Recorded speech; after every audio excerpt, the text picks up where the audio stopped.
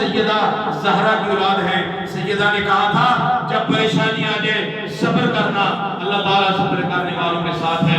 اے زینب آواز بلند نہیں کرنی، صبر کرنا ہے، ماتم نہ کرنا، بالوں کو نہ کھولنا. محرم کی 10 تاریخ تھی، کرب و بلا کے میدان میں حسین کی بہن، ہمارا عقیدہ سنیوں کا یہ ہے، کربلا کی 10 تاریخ تھی. اگر اس دھرتی پر، کرب و بلا کی دھرتی پر معصوم زینب بی بی پاک جو ہے اگر یہ بالوں کو کھول دیتی تو قیامت قائم ہو جاتی، زمین پھٹ جاتی. لیکن ایسا نہیں ہوا. لوگ کہتے ہیں انہوں نے بڑا رلایا، انہوں نے چیخیں ماری. جیسے شیعہ جب ماتم کرتے ہیں نا، طرح طرح کے معاملات کرتے ہیں، لوگوں کو بتاتا ہے، انہوں نے بھی یہ کیا، اپنے سر کو پیٹا، بال کو کھول دیا، رونے لگے، یہ کرنے لگے. ایسا کچھ نہیں ہوا. ہمارا سنیوں کا عقیدہ یہ ہے کہ اگر اس دن سیدہ پاک اپنے بالوں کو کھول دیتی تو قیامت قائم ہو جاتی، زمین پھٹ جاتی. تو یہاں تک ہمارا سنیوں کا عقیدہ ہے کہ جب اہل بیت کے مجسمے کا ایک ایک فرد کا خون جسم سے بہہ رہا تھا، نکل رہا تھا، تو وہ زمین پہ نہیں گر رہا تھا. ہمارا عقیدہ یہ ہے وہ زمین پہ نہیں گر رہا تھا، بلکہ اللہ کے رحمت کے فرشتے جو تھے ان خون کو اپنے پروں پر اٹھا رہے تھے. اور عقیدت والے اللہ کے ولی جو ہیں، تصوف و معرفت والے بزرگان دین جو ہیں، وہ یہ کہتے ہیں اگر ان نوری مجسموں کے جسم سے ایک قطرہ بھی زمین پہ گر جاتا تو زمین پہ کبھی سبزہ نہیں ہونا تھا، کبھی سبزہ نہیں ہونا تھا. لیکن ایسا کچھ نہیں ہوا. میرے آقا نے فرمایا زین العابدین جب آپ کی سواری پہنچی نا کرب و بلا کے میدان میں، میرے امام نے فرمایا اے زین العابدین یہ جگہ کون سی ہے؟ انہوں نے کہا یہ ہے کرب و بلا. کون سی جگہ ہے؟ لوگ کہتے ہیں بڑی جنگ ہوئی، بڑا معاملہ تھا، لیکن جنگ نہیں تھی، کچھ بھی نہیں تھا. میرے حسین جنگ کرنے کے لیے نہیں گئے تھے. اگر جنگ کرنے کے لیے جاتے تو بچوں کو بیٹیوں کو لڑائی میں نہ لے جاتے، اپنے ساتھ فوج لے کر جاتے. فوج نہیں ہے، دھوکے سے آپ کو بلایا گیا وہاں پر. یزید نے پہلے خط لکھ کے آپ نے انکار کیا، پھر انہوں نے ایک اور پلان کے ساتھ آپ کو بلانا چاہا. آپ نے سب سے پہلے آپ وہاں پر نہیں گئے، آپ نے مسلم بن عقیل کو بھیجا. مسلم بن عقیل وہاں پر پہنچے، لوگوں کا تاثرات دیکھ کے لوگوں نے بیعت کی. پھر وقت گزرتا گیا، سب لوگ آپ کے خلاف ہو گئے. پھر معاملہ گزرا. مسلم بن عقیل کا جب دوبارہ خط امام پاک تک پہنچا، مسلم بن عقیل کا خط یہ تھا کہ یہاں کے ماحول بڑا اچھا ہے، لوگوں نے بڑی عقیدت اور محبت کا اظہار کیا ہمارے ساتھ، لیکن ماحول خط جانے کے بعد سارا بدل گیا، تبدیل ہو گیا. امام پاک کے خلاف سارا معاملہ ہو گیا. جب امام پاک کا قافلہ اس کرب و بلا کی دھرتی پر پہنچا، میرے امام نے پوچھا اے زین العابدین یہ کون سی جگہ ہے؟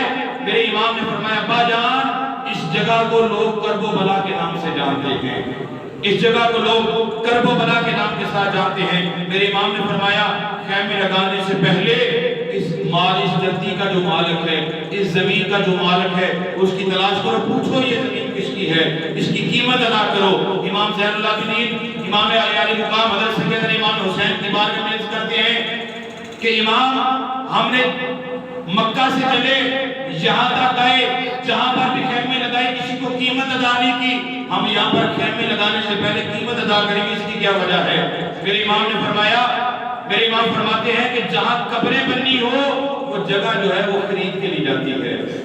وہ جگہ بجان یہ کیسی بات کر رہے ہیں؟ فرمایا کہ مجھے لگتا ہے جس کی خوشخبری نامہ پیغمبر نے دی تھی، جس جگہ کا بتایا تھا، لگتا ہے یہ وہی کرب و بلا ہے.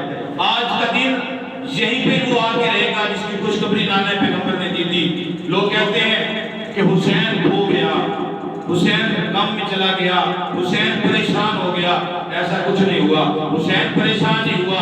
حسین نے وہ وعدہ روز ازل کا جو وعدہ تھا وہ وفا کیا. یہاں پر آپ روئے نہیں، چیخے نہیں، منتیں لوگوں کی نہیں کی، بلکہ اللہ تبارک و تعالیٰ کی رضا پر راضی رہے. کہا کہ مولا جیسے تیری رضا ہے ہم تیری رضا پر راضی ہیں. پھر میرے امام علی مقام لوگ پھر کہتے ہیں کہ حسین ٹوٹ گیا، حسین کٹ گیا، حسین نے ٹھوکریں کھائی، حسین ان ظالموں سے پانی مانگتا رہا. میرا ایمان یہ ہے، اہل سنت کا عقیدہ یہ ہے کہ میرے حسین نے ان ظالموں سے پانی نہیں مانگا، ان سے میرے حسین نے ٹھوکریں نہیں کھائی، بلکہ باطل کے ساتھ میرے حسین ٹکرائے. آپ ان سے ڈرے نہیں ہیں، ان کے سامنے ٹکے ہیں.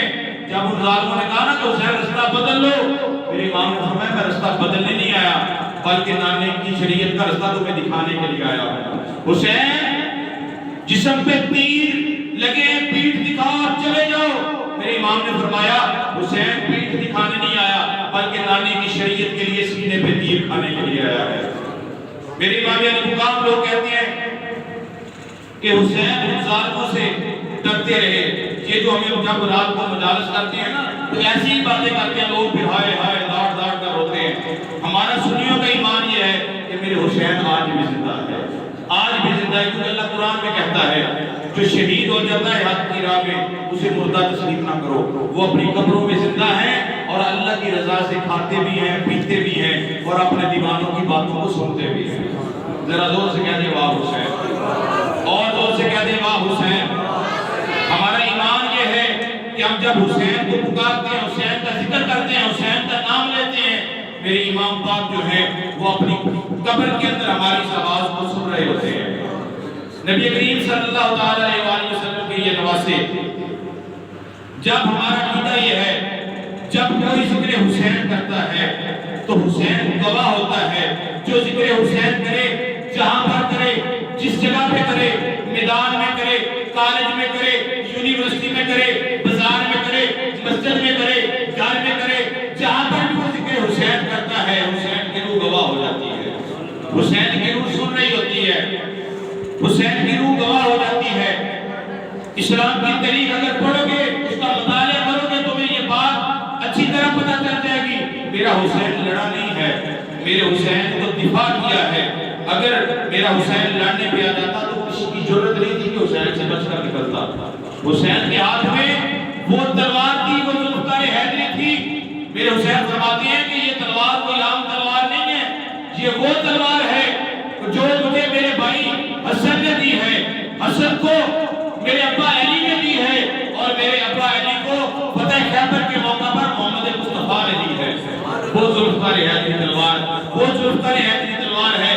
تحریک یہ بتاتی ہے اور وہ محبت والے جو ہیں جنہوں نے دیکھا ہے وہ بتاتے ہیں کہ یہ تلوار دیکھنے میں 1 میٹر یا 1.25 میٹر کی تھی, لیکن جب چلتی تھی تو 100 گز تک لوگوں کو گردنوں کو اڑا رہی تھی. اگر حسین لڑنے کے لیے جاتے کوئی ایک بندہ بھی میرے حسین کی ایک بات سے بچ کر نہ جاتا, لیکن حسین لڑے نہیں ہیں. حسین نے روزے افضل کا جو وعدہ کیا تھا وہ وفا کیا تھا.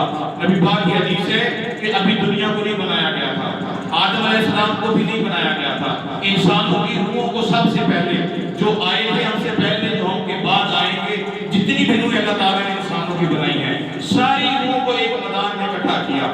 وہاں پر اللہ تعالیٰ نے ایک خطبہ دیا ان روحوں کو اور پوچھا, روحوں سے پوچھا کوئی ہے دنیا میں اسے یہ تکلیف دی جائے, تو ایک ایک روح نے اپنا ایک ایک آنے والا وقت جو ہے وہ قبول کیا, یا اللہ مجھے قبول ہے. جب حسین کے روح سے یہ پوچھا, آواز دی کہ ان روحوں میں کوئی ایسی روح ہے کہ جس کے سامنے ان کے بچوں کو قربان کروایا جائے, کون ہے برداشت کرنے والا؟ کسی کی روح نے آواز نہ دی. میرے حسین کی روح نے کہا کہ مولا لبیک, ہم حاضر ہیں, ہم حاضر ہیں. آج وہ وعدہ امام علی مقام کربلا کے میدان میں وفا کر رہے تھے. یہ نہیں کہ یہ پتہ ہی نہیں تھا حسین کو کہ کربلا میں ہمارے ساتھ یہ ہوگا. پتہ تو میرے حسین کو اس وقت ہی لگ گیا تھا کہ جب میرے حسین ابھی چند مہینوں کے تھے تو نبی پاک صلی اللہ علیہ وسلم کی گود میں کھیل رہے تھے, تو آپ کی بیوی نبی پاک کی بیوی حضرت سلمہ اور آپ کی ام فضل آپ آئیں, مٹی لے کر آئیں. ام فضل نے کہا کہ میں نے خواب دیکھا, خواب میں آپ کے جسم کے حصے کو کاٹا جا رہا ہے. ام سلمہ نے کہا کہ میرے پاس یہ مٹی ہے, یہ کہاں سے میں جبریل لے کر آیا.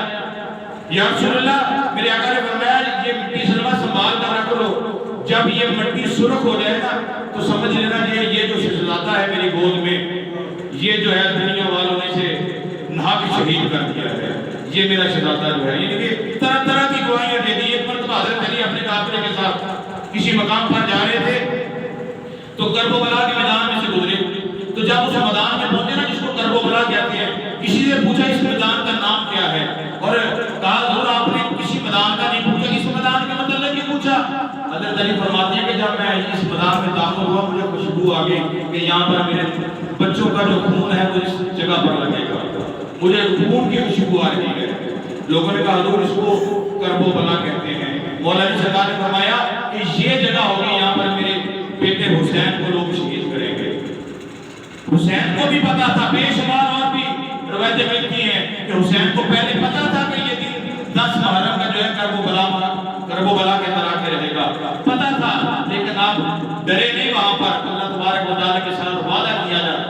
تھا وہ دفاع کیا ہے. پھر میرے امام علی مقام حضرت سیدنا امام حسین نے دفاع کیا.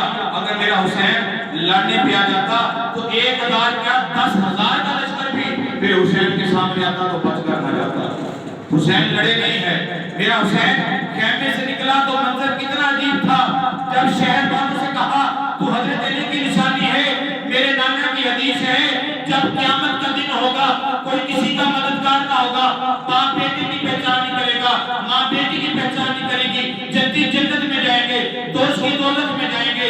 اللہ جنت کا دورہ کرے گا اور کہے گا اے جنت والوں بڑے مزے میں ہو, بڑے آرام میں ہو, بڑے سکون میں ہو. تو جنت والے کہیں گے مولا یہ تیرا شکر ہے, یہ تیرا کرم ہے کہ تو نے ہمیں جنت دی. میرے امام علی مقام حضرت سیدنا امام حسین فرماتے ہیں پھر شہیدوں کا ایک ٹولہ اٹھ کر کھڑا ہو جائے گا, کہے گا یا رسول اللہ اپنی جنت, یا اللہ اپنی جنت کو واپس دے دے, ہمیں تیری جنت میں وہ مزہ نہیں آ رہا جو مزہ مدار جنگ میں آ رہا تھا. اللہ فرمائے گا کہ تمہیں تو میں نے جنت دے دی, تم نے جو عمل کیا تمہیں اس عمل پر میں نے جنت دے دی, اب تمہیں مزہ کیوں نہیں آ رہا, کیا چاہتے ہو؟ وہ لوگ کہیں گے یا اللہ ہمیں مزہ وہاں پر آئے گا, وہاں پر مزہ آئے گا جہاں دشمن کے گھوڑے ہوں اور ہماری گردنیں ہوں. دشمنوں کے گھوڑے ہوں, ہماری گردنیں ہوں, دشمنوں کی تلوار ہو اور سامنے تیرا دیدار ہو. دشمنوں کی تلوار ہو اور سامنے تیرا دیدار ہو, تو ہمارا یار ہو تو پھر بیڑا پار ہو. تو نبی پاک کی حدیث ہے کہ جب کوئی بندہ اللہ کی راہ پر شہید ہونے کے لیے نکلتا ہے نا, جب شہید ہوتا ہے اللہ کی راہ پر, شہید ہونے سے پہلے اسے خدا کا دیدار ہو جاتا ہے. آج تک کوئی بندہ ثابت نہیں کر سکتا کہ میں نے رب کو دیکھا ہے, میں نے اللہ کو دیکھا ہے. یا یہ دعویٰ میرے نبی نے کیا تھا یا یہ دعویٰ جو ہے مولا علی نے کیا تھا. حضرت علی فرماتے ہیں کہ میں اتنی دیر تک سجدہ ہی نہیں کرتا نماز میں جب تک اللہ کا دیدار نہیں کر لیتا. میرے نبی فرماتے ہیں جب میں معراج کی رات گیا عرش پر تو میرے رب نے میرے استقبال کے لیے اپنے ہاتھ